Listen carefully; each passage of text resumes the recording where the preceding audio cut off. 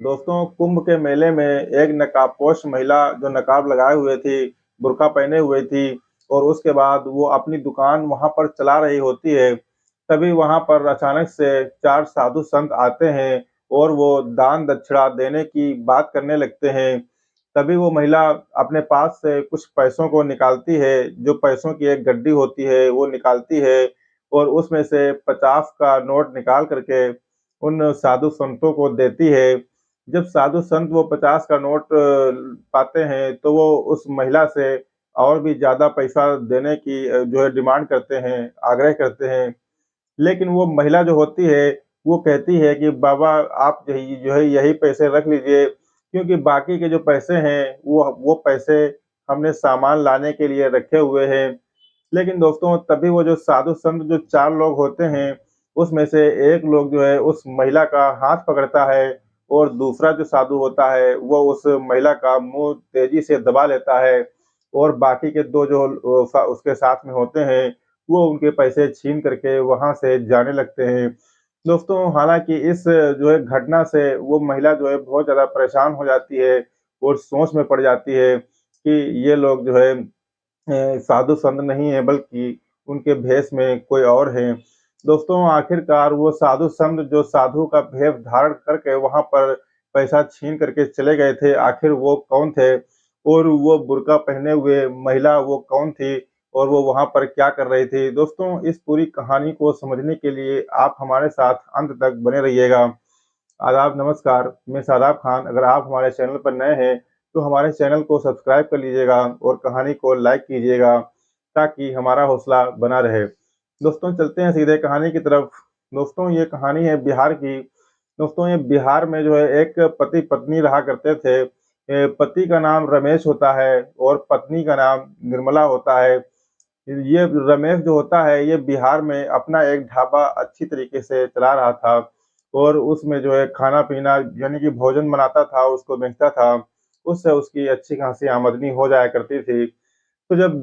2025 का जब कुंभ आता है, तो उसकी पत्नी जो होती है निर्मला, वो उससे आग्रह करती है कि प्लीज़ जो है इस बार जो कुंभ का मेला है, उसमें हम लोगों को चलना चाहिए टहलने के लिए, क्योंकि इतने दिन के बाद महाकुंभ का मेला आता है। लेकिन उसका पति जो है वो मना करने लगता है और कहता है कि इस बार हम नहीं जा पाएँगे।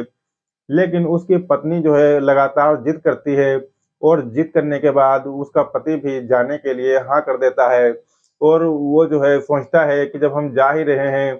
तो वहाँ पर अपनी एक दुकान लगाएँगे, यानी कि होटल वहाँ पर लगाएँगे भोजन का और वहाँ से कुछ पैसे भी पैदा कर लेंगे और उसके बाद वहाँ पर घूम भी ले लेंगे। दोस्तों इस नियत से जो है वो लोग वहाँ पर जाने की पूरी प्लानिंग कर लेते हैं और इससे जो है उसकी बीवी निर्मला बहुत ही ज़्यादा खुश हो जाती है और उसके बाद वो लोग प्लानिंग करके वहाँ पर जो है निकल जाते हैं अपने साजो-सामान के साथ महाकुंभ के मेले में प्रयागराज में। दोस्तों वहाँ पहुँचने के बाद जो वहाँ पर जो प्रक्रिया होती है, उस प्रक्रिया को वो लोग पूरी करते हैं। उसके बाद जहाँ पर उनको जगह मिलती है, उस जगह पर वो अपना भोजन का जो भोजनालय है, वो बनाते हैं और वहाँ पर उसका इंतज़ामात करने लगते हैं। लेकिन इसी बीच जो उनकी पत्नी होती है निर्मला, वो सोचती है कि जब तक ये पूरा ढाबे का इंतज़ाम फिट हो जाता है, तब तक के लिए हम कुछ मेला वगैरह घूम लें और ये हमारे पति जो है इस काम को करते रहेंगे। उसके बाद वो मेला घूमने के लिए चली जाती है और वो अपना जो है भोजनालय का जो है इंतज़ामात जो होते हैं, वो देखने लगते हैं। उसी दौरान दोस्तों कुछ ही समय के बाद जो है थोड़ी ही देर के बाद वहाँ पर 4 साधु संत आते हैं और उससे कहते हैं रमेश से कि जो है कुछ दान दक्षिणा कर दीजिए। तभी रमेश जो है अपनी जेब से ₹10 का नोट निकालता है और निकालने के बाद वो उन साधु संतों को देता है। लेकिन तभी वो साधु संत उससे कहते हैं कि अगर इसी तरीके से सभी लोग 10-10 रुपए देंगे, तो कैसे काम चलेगा? तो आप जो है ज़्यादा पैसे दे दीजिए। दोस्तों तभी जो है वो रमेश जो होता है, वो अपनी जेब से जो है एक गड्डी निकालता है और निकालने के बाद उसमें से 50 का नोट निकाल कर के उसको देने लगता है।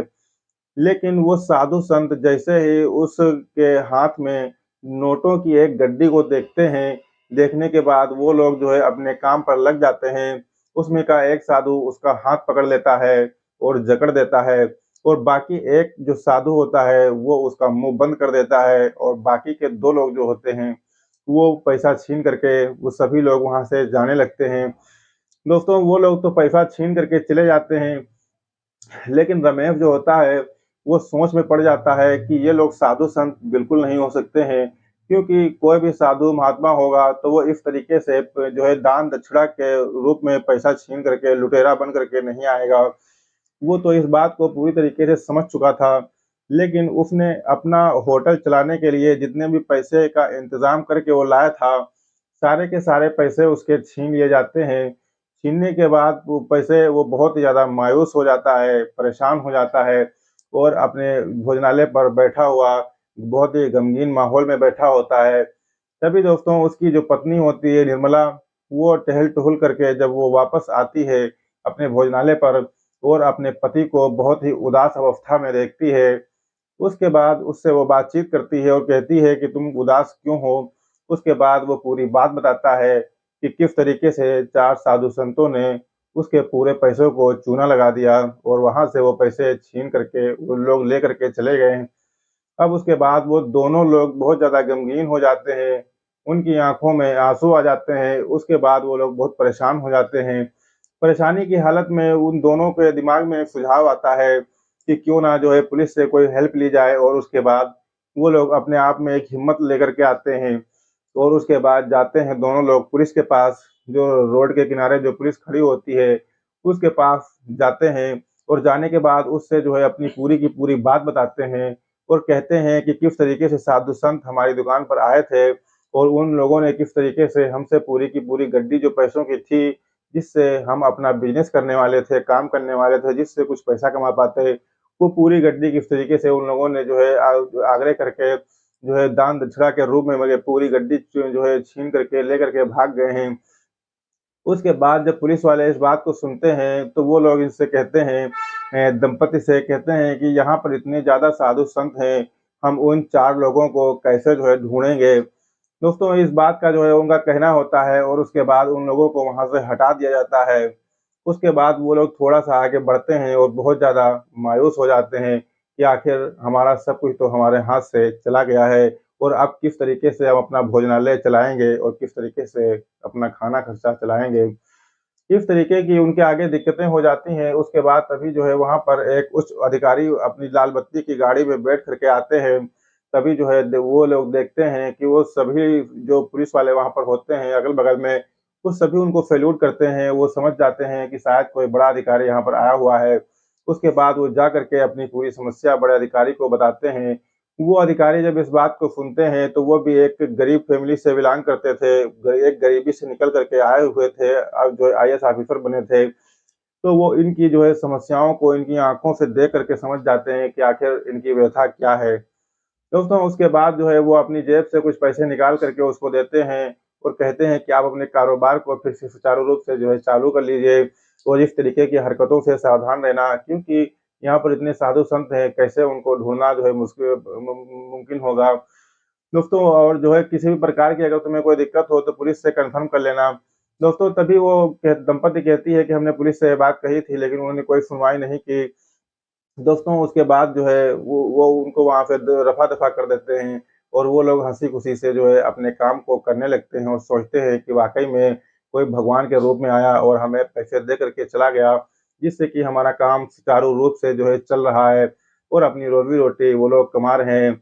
लेकिन दोस्तों जब वो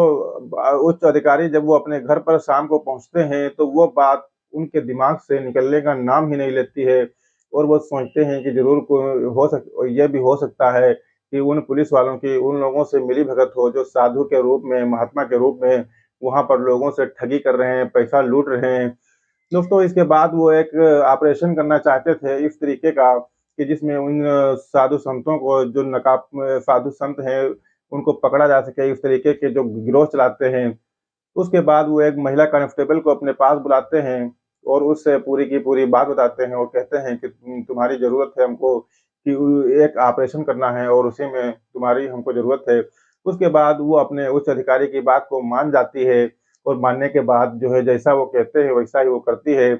उसके बाद वो दोनों लोग जाते हैं उस होटल पर और वहाँ पर पूरी तफ्तीश करते हैं। तफ्तीश करने के बाद ये बात उनकी समझ में आती है कि किस तरीके से जो है रिहायशी इलाके से हट करके थोड़ा-सा जहाँ पे सन्नाटा इलाका होता है, वहाँ पर ये लोग अपनी दुकान किसी भी दुकान को निशाना बनाते हैं और वहाँ से पैसा ऐंठ करके ये लोग निकल जाते हैं।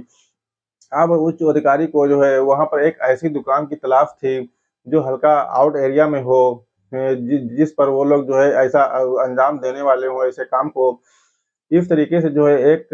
कॉस्मेटिक की दुकान मिलती है उच्च अधिकारी को, और उस कॉस्मेटिक की दुकान का जो मालिक होता है वो एक मुस्लिम व्यक्ति होता है। उसके बारे में जो है पूरी बात वो अधिकारी साहब बताते हैं कि ऐसी-ऐसी बात है और तुम्हारी दुकान हमको 2-3 दिन के लिए जो है चाहिए, और हम अपनी यहाँ पर एक पुलिसकर्मी जो कि एक नकाबपोश होगी, बुर्का पहने होगी, वो आपके यहाँ पर नौकरानी के रूप में रख देंगे उसको, और जो है उससे ये पूरी बात बता दी जाती है कि अगर कोई भी आपसे पूछे कि यहाँ पर आप बुर्का पहन करके क्यों जो है इस तरीके के काम कर रही हैं, तो आप बता देना कि हमारे जो है पिताजी की तबीयत खराब है, इसलिए मुझे यहाँ पर नौकरी करना पड़ रहा है। दोस्तों इस तरीके से जो है वहाँ पर जो उच्च अधिकारी होते हैं, वो उस पुलिस वाली को नकाब पहना करके वहाँ पर उस दुकान पर रख देते हैं और उसको एक पैसों की गड्डी दे देते हैं और कहते हैं कि जब भी कोई उन 4 साधु संतों में से तुम्हें लगे और यहाँ पर दान दक्षिणा माँगने के लिए आए, तो तुम इसी पूरी गड्डी निकाल करके 1 नोट देना और तभी ये मामला खुल जाएगा। और कम से कम 10 कमांडोज़ को साधु के रूप में उस दुकान के चारों तरफ अगल-बगल में खड़ा कर देते हैं और उनसे कहते हैं कि तुम्हारा काम सिर्फ ये है कि इस दुकान की निगरानी करना है कि किस तरीके से कौन-सा साधु संत यहाँ पर आता है और किस तरीके से लूट-पाट करता है। उसके बाद दोस्तों कम से कम 2 दिन का समय बीत जाता है, लेकिन वहाँ पर कुछ नहीं होता है। लेकिन तीसरे दिन अचानक से वही चीज़ जो है फिर से हो जाती है। 4 साधु संत वहाँ पर पहुँचते हैं और उस जो नकाबपोश जो बुर्का पहने औरत होती है, उससे वो दान दक्षिणा का आग्रह करते हैं। तभी वो तुरंत झट से अपने जो है दराज से एक नोटों की गड्डी निकालती है और उस गड्डी में से एक नोट निकाल कर के देने लगती है। तभी वो लोग जो साधु संत होते हैं, वो हरकत में आ जाते हैं और जो है वो एक साधु उसका हाथ पकड़ता है और दूसरा उसका मुँह दबाता है और बाकी 2 लोग जो होते हैं वो पैसे छीन कर जाने लगते हैं। लेकिन तभी जो 10 कमांडोज़ का जो दस्ता होता है, जो उन पर निगरानी कर रहा होता है, साधु संत के रूप में वो भी होता है, वो लोग तुरंत एकत्रित होते हैं और एकत्रित होने के बाद उसको पकड़ लेते हैं और उच्च अधिकारी को इस बारे में इत्तला कर दी जाती है। वो वहाँ पर आते हैं, आने के बाद उनको पकड़ा जाता है। फिर उनसे जो है इस बारे में पूछताछ की जाती है।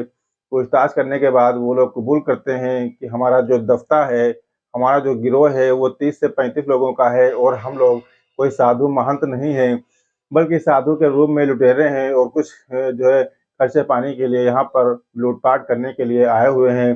दोस्तों उसके बाद जो है उस नकाबपोश जो महिला होती है उसको फिर से कहा जाता है उच्च अधिकारी की तरफ से कि आप नकाब ये वो जो है पहन करके आप उन पुलिस वालों के पास जाएँ और उनसे जो है कुछ मदद के लिए कहें।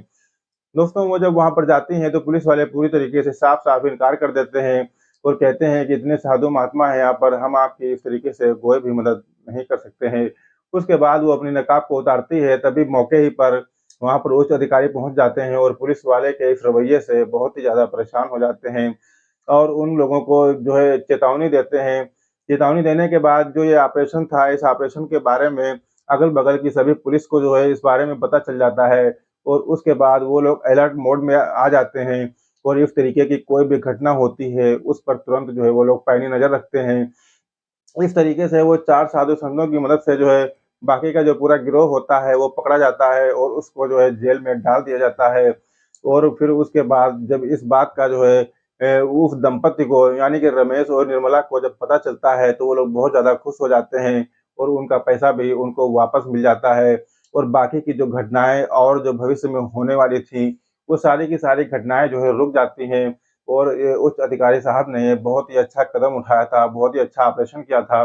जिसकी वजह से जो है वहाँ पर और भी कई लोग ऐसे होते हैं जो बच जाते हैं इन सारी घटनाओं से। दोस्तों ये थी आज की हमारी कहानी, जो कहानी आपको कैसी लगी प्लीज़ जो है लाइक करके जो है जवाब दीजिएगा, कमेंट में ज़रूर बताइएगा और हमारे यूट्यूब चैनल को सब्सक्राइब कीजिएगा। दोस्तों इस कहानी को सुनाने का उद्देश्य किसी की भावनाओं को आहत करना नहीं है, किसी को ठेस पहुँचाना नहीं है, बल्कि समाज में घटित हो रही घटनाओं से सिर्फ़ आपको अवगत कराना है। ताकि ऐसी घटनाएँ सुन कर के आप अपने आप को, अपने समाज को सुरक्षित रख सकें। दोस्तों मिलते हैं एक नए दिन, एक नई कहानी के साथ, तब तक के लिए शब ब खैर।